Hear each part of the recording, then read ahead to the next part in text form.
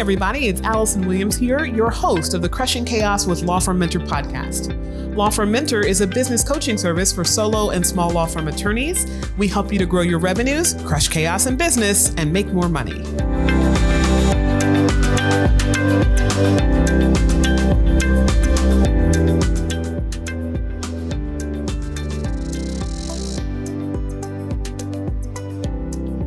Hi everybody, it's Allison Williams here, your Law Firm Mentor, and welcome to another episode of the Crushing Chaos with Law Firm Mentor podcast, where this week we're going to continue our discussion about law firm KPIs, and this is the third in the series. Today, we're actually going to be talking about inviting in more work. Now, ethics alert, for those of you that immediately think of this as a way to bill more to your clients or a way to get more from your clients, I want to completely divorce this conversation from that premise. One of the things that I have the pleasure of doing as an attorney who spent many years on the board of attorney certification in my state. My tenure actually just recently ended, and I did not seek renewal because I had given many years to the board. But looking at attorneys who are seeking certification in my jurisdiction in the area of matrimonial law, we have to look at ethics very carefully. So I am very familiar with the rules of professional conduct, and I don't teach anyone in my law firm or anyone in our coaching company how to do anything other than ethically serve your clients, right? Your ethics will always be at the forefront of how you approach your work, because that is our requirement as licensed attorneys. We all took that oath, and you ultimately will get more positive in life by doing not only what you're supposed to do, but what is best for others in the process of doing what is best for yourself. So looking at that globally, I want to give that little alert, because I know a lot of people, when we start talking about finding ways to make more money, there is unfortunately a very negative connotation with making more money that many people will associate with this idea of give and take, right? If someone is giving you money, you are taking it from them. And when you are taking from them, you are being unethical. So I want to disabuse you of that thought as we go into this discussion, because what we're talking about here is something that's actually going to make your clients very happy. And that is expanding the service and the value that you give to your clients through representing them. Okay. So this is going to be a relatively short episode, because the KPIs that we're going to be talking about here are pretty simple. There's three very straightforward ways that you're going to measure your success with expanding the work. And this is about inviting in more work, both from people outside of your law firm, people who are not yet your clients, as well as from people who are existing clients in your law firm who have other work that you can be doing for them if you invite that work in. So the very first thing I want to talk about is the idea of creating a SKU. Now, I'm sure you guys are familiar with this concept when you start thinking about things like restaurants and packages, right? The SKU is the barcode that gives the very specific itemization of what is contained within a package. And when we talk about a SKU in the context of a law firm, we're really talking about an itemized list of all of the things, soup to nuts, that are needed to be done in the course of representing a client to make their case, ultimately complete their case with all of the necessary steps. Now, the beautiful thing about a SKU is that when you create them and you create them the right way, they can actually help you with a whole lot of different things in your law firm. They can help you with pricing, so that you know what it actually costs you in labor to deliver the service, and that you're not underpricing your services, because it costs you a lot more in a law firm than just the cost of labor on a file. It costs the packaging, the licenses, all of the work that goes into delivering that service. And then, of course, beyond compensating yourself and compensating the person that does that work, you have to have profit in order to have retained earnings for economic stability in your business.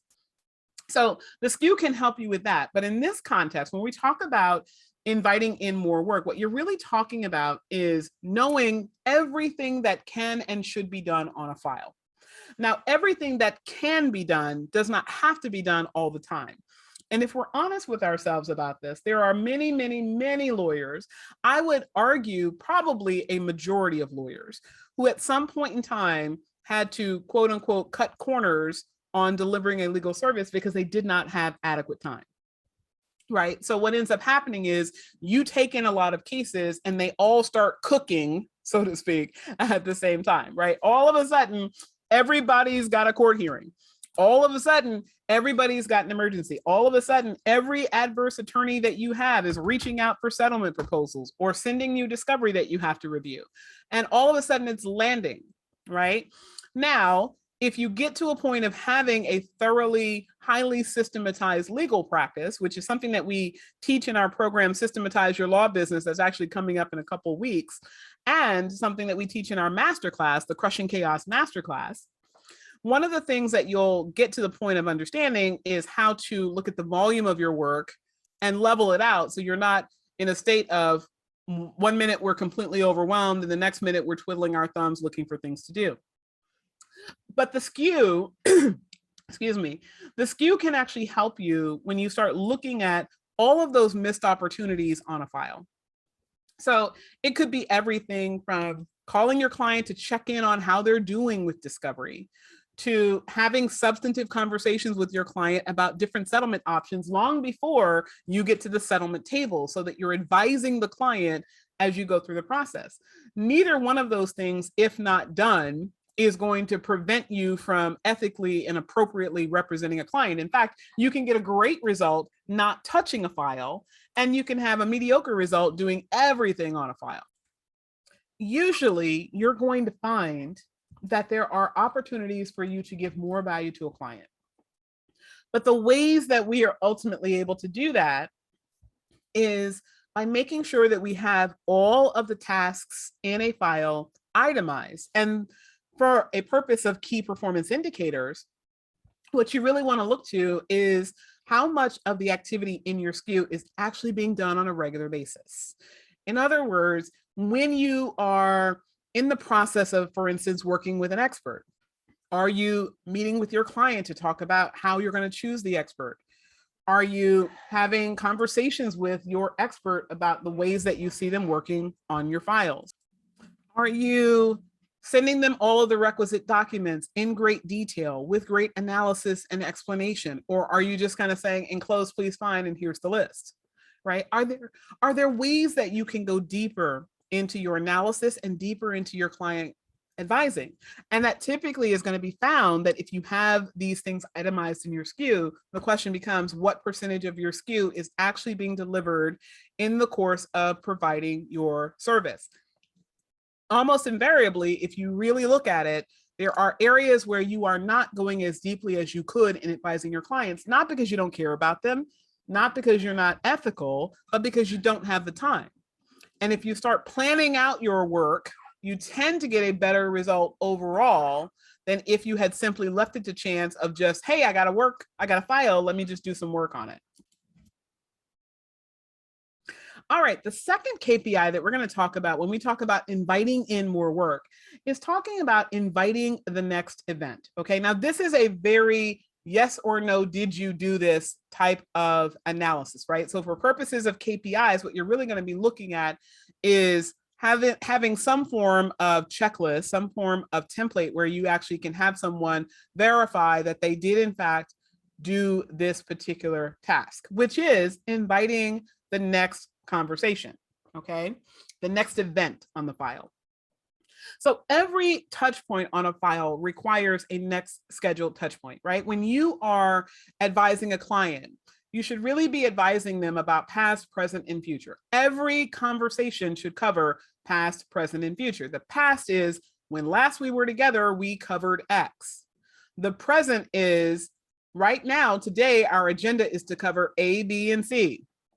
And then in the future, after you kind of wrap up with A, B, and C, the next time we get together, we're going to have the following things accomplished, right?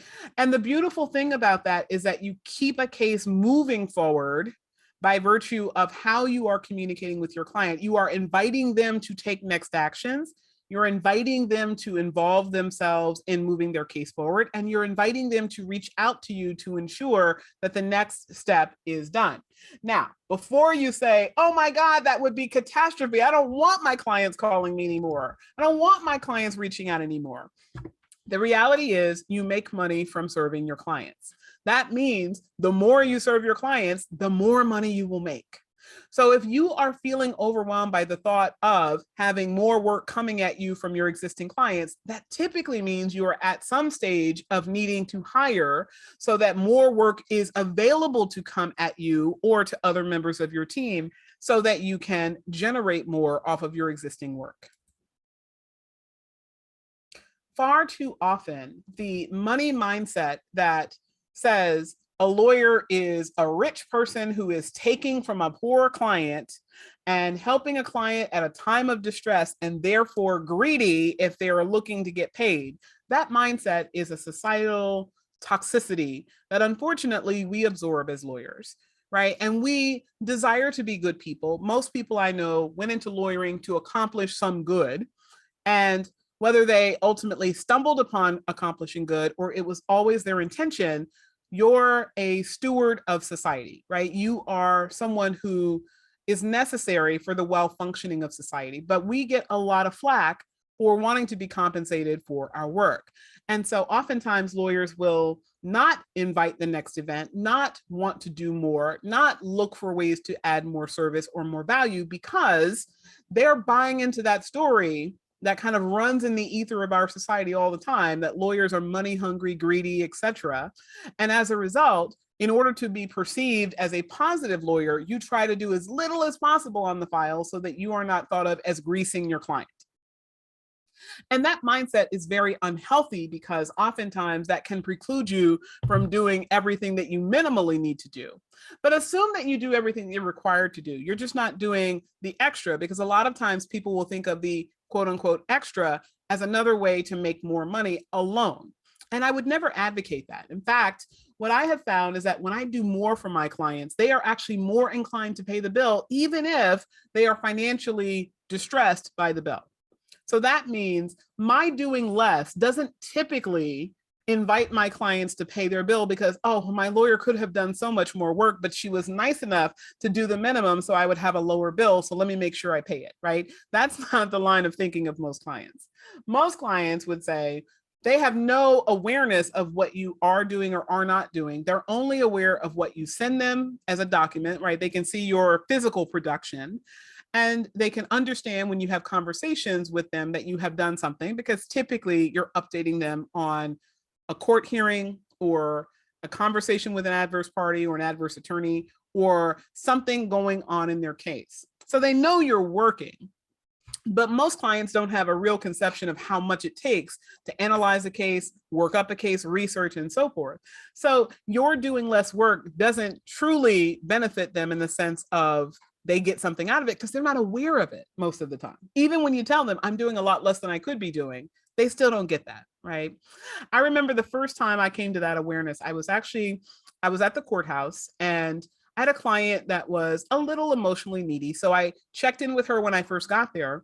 But by this time, I had a statewide practice and I was going from multiple counties in the course of a day. And so I would typically check in with the court, urge them to hear me as quickly as possible, check in with my client, get them calm and satiated, get them aware of what we were going to accomplish that day.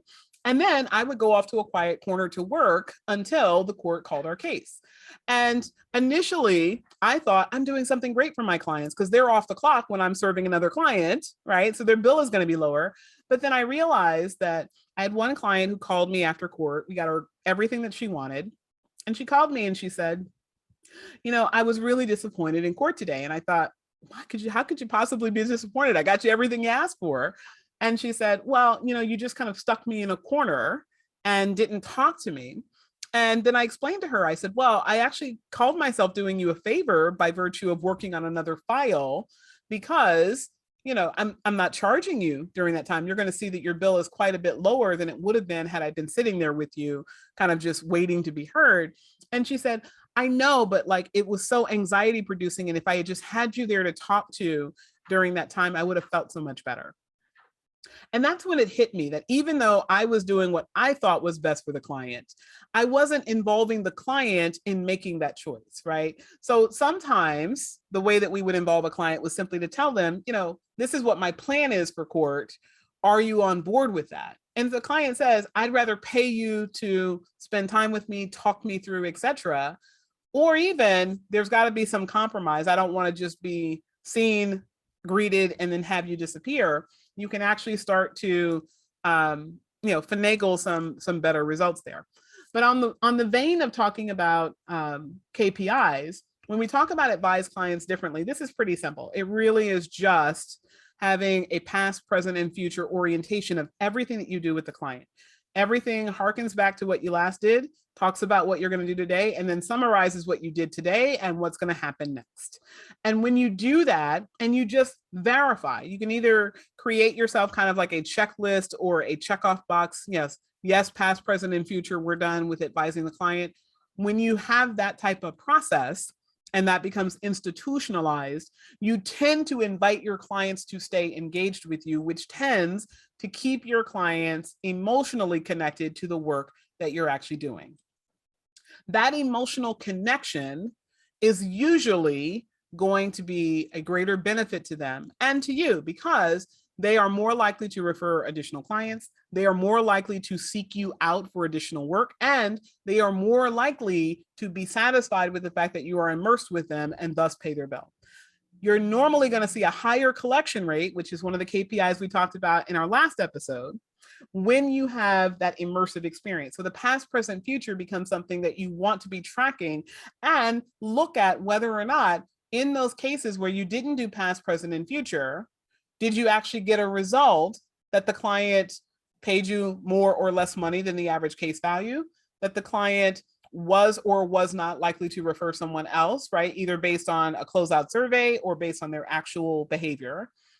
And you can start to really make some projective plans around statistically, we are most likely to get X number of referrals out of our cases where we had past, present, and future relative to the cases where we did not use that approach. All right. Third KPI, third and final, is that you want to give your clients homework. Okay. Now, when I say homework, that sounds pejorative. That sounds like your client is being treated like a child, but that's not what we're talking about here. Okay. We're talking about giving your client something to do that will, again, invite in more work. Your team is going to ultimately manage the oversight of this work. They're going to be checking in to make sure that your clients are doing the homework. So this would not actually invite more work for you. It will typically invite more work for your team. So the way that you want to do that, and the reason why, again, this becomes a KPI, you really want to check in to see that you're doing this. And this can really be very simple. Every time that you have a phone call or an email with a client, you document that somewhere in your practice management software so that you or the next person picking up the file can verify that the last piece of homework was something, right? And depending on the CRM that you're using or the practice management software, you can actually create tasks and delegate them out directly to your clients. And then you would have a record of that as well. But your goal is to track whether or not you are doing it because, again, your goal is to invite in more work. Your goal is to keep your client seeking you out for more opportunities to serve. Now, one thing I want to address is for cases where you either have a contingency practice or a flat fee practice, because I can hear those practitioners saying, I don't want to invite in more work because I want to be as efficient as possible. But here's the thing. When you are doing more, the law of compensation would say that you are entitled to more. So even if you have a flat fee file, if you found that you are charging $5,000 for a particular case, and it is really $2,500 worth of time if you were billing it hourly, then you're making $2,500 per case, right? And if you start inviting your clients to call you more, or you start inviting your clients to do more and give that work over to you, that $2,500 cost to deliver the case might go up to $3,000 or $4,000, and thus you make less profit. Now, that is only the mindset that you would adopt if, in fact, you're not going to raise your prices or add more people to handle more cases. Because once you have a certain amount of volume of activity, what you would want to do is add more people so that ultimately the per unit cost of activity goes down, or so that you have more people to do full cases from beginning to end, and thus you're not adding more work to a particular file without increasing your volume of revenue. So whether you are selling more flat fee services or ultimately settling cases faster because work is being done on files, right? Whether it's flat fee or contingency, either way, more activity should beget more revenue and ultimately more profit. If you are not driving up your revenue when you are driving work into your law firm, you have a pricing issue or you have a work allocation issue. So you want to look at both of those in order to use this technique in order to drive up profit in your law firm.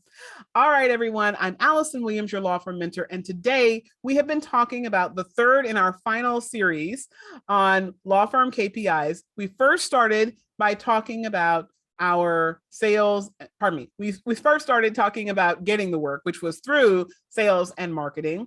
We next started talking about doing the work, which is our productivity, our people metrics that we are monitoring in order to make sure that we are getting the work done effectively, efficiently, and profitably. And today we've talked about expanding the work, which means essentially same number of files, more money available. Inviting in more work gets you a higher level of connectivity with your clients, which actually correlates with generating more organic referrals, as well as giving a higher level customer service experience.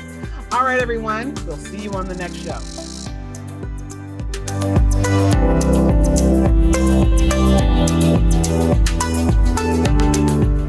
Thank you for tuning in to the Crushing Chaos with Law Firm Mentor podcast. To learn more about today's show and take advantage of the resources mentioned, check out our show notes.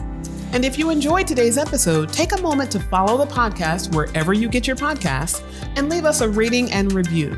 This helps us to reach even more law firm owners from around the country who want to crush chaos in business and make more money. I'm Allison Williams, your law firm mentor, everyone. Have a great day.